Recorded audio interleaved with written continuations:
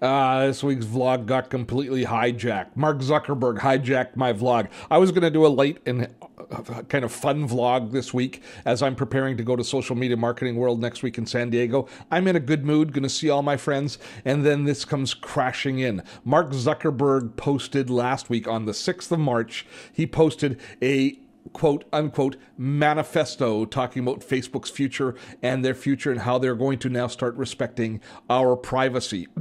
I know I just said it with a straight face, and he writes it, I think, with a typical Mark Zuckerberg straight face.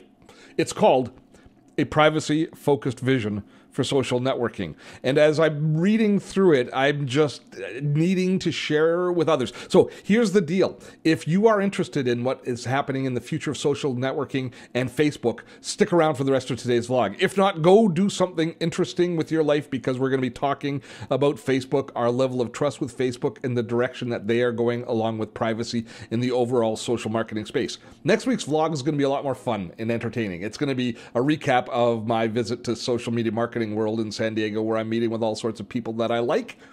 But right now, we are going to have a quick conversation about this. And I'm not the only person that's poo-pooing this manifesto, because if you stick around, you'll hear lots of poo-pooing going on. But just looking at some of the some of the headlines that I read as I was preparing to read the manifesto. For example, from our friends at Technology Review, Zuckerberg's new privacy essay shows why Facebook needs to be broken up.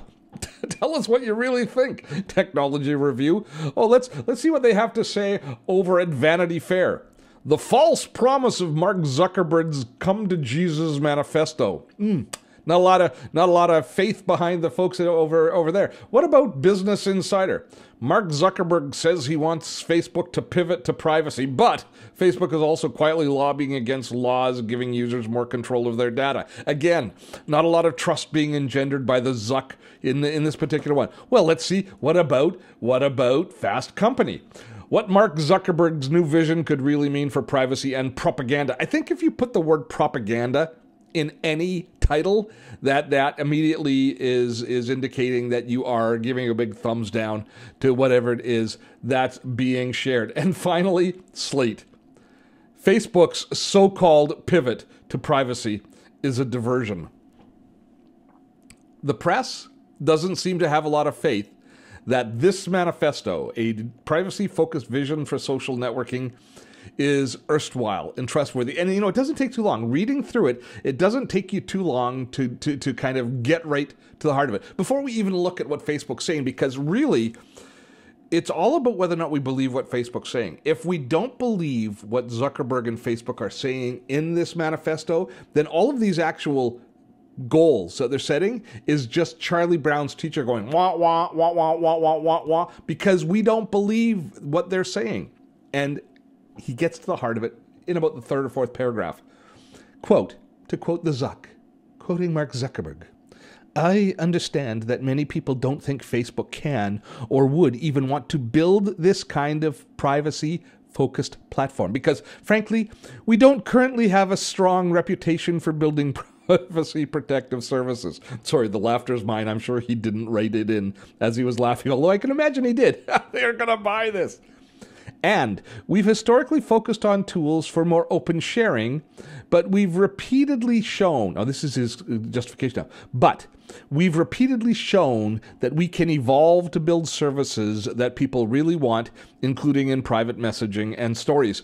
I might write that paragraph slightly differently from my perspective, saying that I agree with him that people don't traditionally think that Facebook can or would be interested in building something that really built privacy, baked our privacy in, because frankly, you don't have a current strong reputation. You have zero reputation. As a matter of fact, you have the opposite reputation, is Facebook has the reputation of invading our privacy at any opportunity that determines profit for them, and then cavalierly disregarding any importance in security and privacy to us, just disregarding the value of our own personal privacy and instead trading that for dollars that you make. So I was fairly clear, I think, on my attitude towards that. But then when they say they've repeatedly shown that they can evolve to build services that people really want, again, I'm going to take a little bit of umbrage with that, Mr. Zuckerberg, and say you've shown the ability to morph services into systems that manage to extract more of our personal information for profit. You've shown a real skill for that. And basically now what Facebook has done is it's built this environment, this which is almost like a drug to so many of us. We feel in order to be connected to the world around us that we need to be engaged in a social platform, and you just continuously break down any barriers that we try and put up that protect our own personal privacy, all in the pursuit of profit. And the profit is massive and growing. So let's take a look, at least at lip service, at what the main things that they're looking at adding. Private interactions. So Zuckerberg says people should have simple, intimate places where they can have clear control over who can communicate with them and confidence that no one else can access what they share. I agree. I mean, that's a statement which is really at the heart of what this whole manifesto is about, that we want private interactions and we want to be able to control who sees and what they see.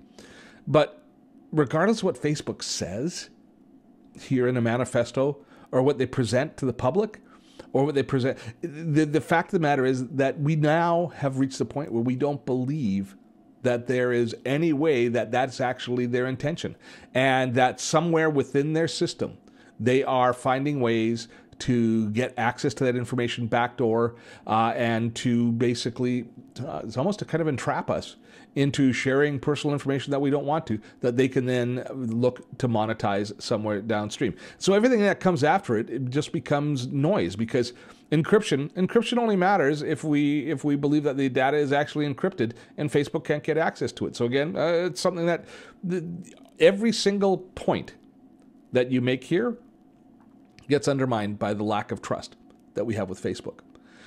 And I don't know how Facebook turns that around. Maybe the folks at business at the Technology Review, the MIT Technology Review, have it right. They say that Facebook needs to be broken up, and I'm wondering if they are not right.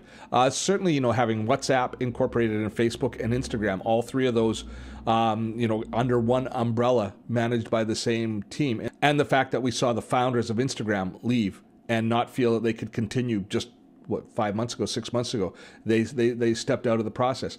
Maybe the fact that we have so much tied up in the under Facebook, it is time for them to be broken up. I mean, can they break them up? Can they break them up to Facebook, the app, Instagram, another company, and perhaps WhatsApp, the messaging, or even Facebook Messenger, breaking that apart into another platform, because increasingly they're making it so much more valuable.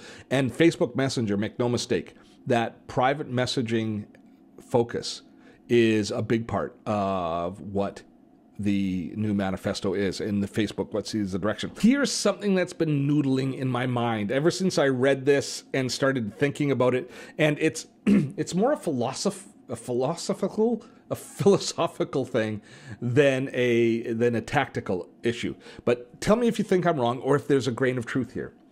I think Facebook blames the world in general for their troubles. They blame Facebook Analytica, and they blame the Russians, they blame the anti-vaxxers, and they blame all of these people who be sharing different levels of fake news to an unsuspecting public as a big part of the problem. Is the fact that everything was very public as these people manipulated the system within Facebook, and Facebook gleefully shared all of our information. And they think that happened in the news feed, which is such a public forum, that all of these things happen in the news feed attached to their algorithm about how they served information to us and how they gathered information from us. The fact that it was all there out in public is the issue for Facebook. And somewhere in their machinations here, the consideration is, if we can make all of more and more of our communications happen in private, or perceived cocoon of privacy, people won't be as easily able to identify breaches in security, breaches in privacy, and where they're being manipulated, because it's just one-on-one or small group conversations. It's going to be far more difficult for patterns to evolve where people are going to see how we are taking advantage of the situation. That's what I'm afraid of. That's why I'm so afraid of WhatsApp.